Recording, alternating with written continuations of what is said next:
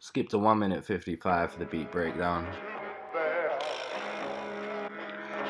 So this is what we're making today. So lo-fi, boom bap, whatever you want to call it.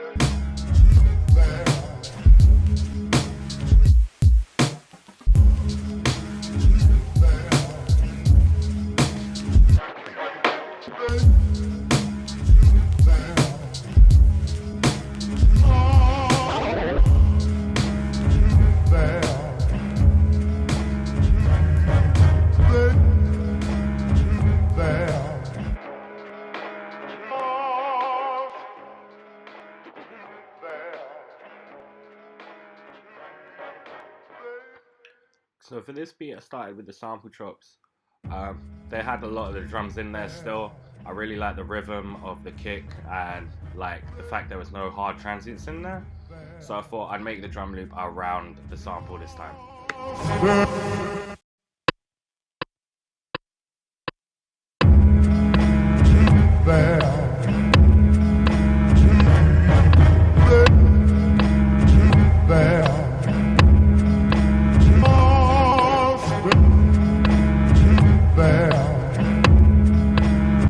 So next up, I just added some drums. I did a kick pattern, but I kept the time correction on, and so I hated it. But I started by adding this hat from Maya's kick. I pitched it down about 4, so it was in B, because that's the key of the song. And so I was matching the drums to the key of the song. The same with the snare. I think I had the snare a 5th above B, and then I just layered the snare after that and turned them all the way up so that they were hitting. And just on the 4 with one ghost somewhere.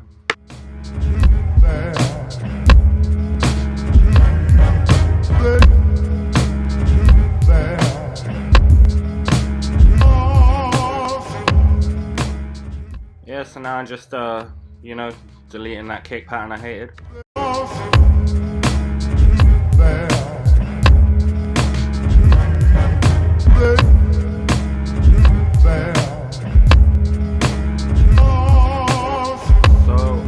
Time correction settings for my kick, I like to just have it on 50 swing, no shift timing, and at about 35% time correction.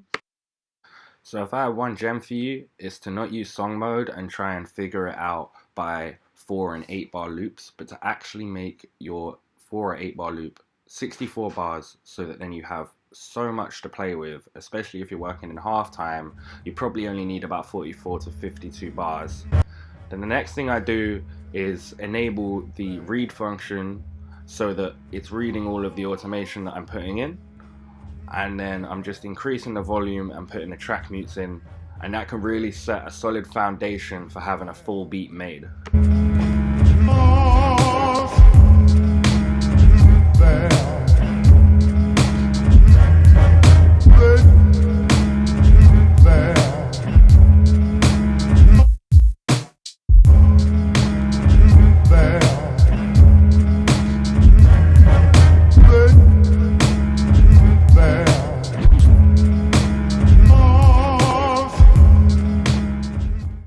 Yeah, so we all know about putting the mute of the sample in at the end, so you just got the drums. But my favorite thing to do is to put the mute of the sample in the first bar.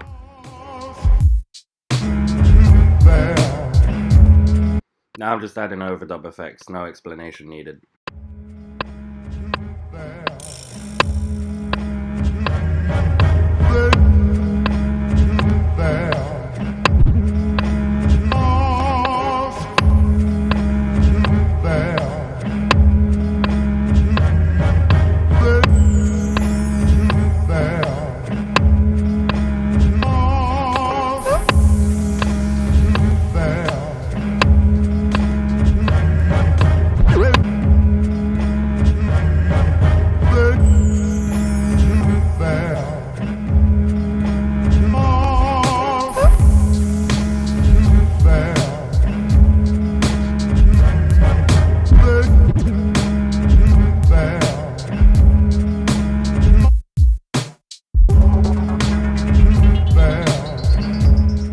So the last thing I got on with was adding some plug-in effects, and also adding master effects on the bus effects for the sp404 Mark II.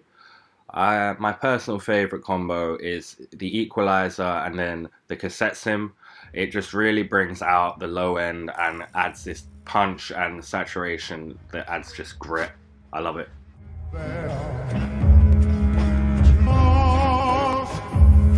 So I had two instances of Air Flavour Pro.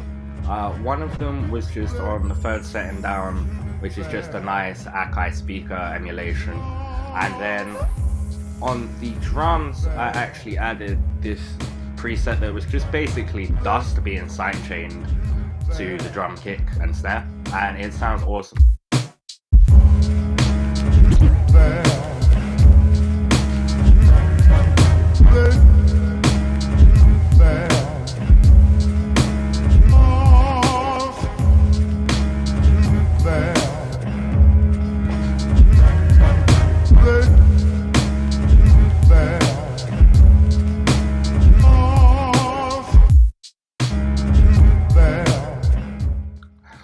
Now for my last trick, I just added the vintage creamer to change the sound of the melody a little bit. I think it sounds dope.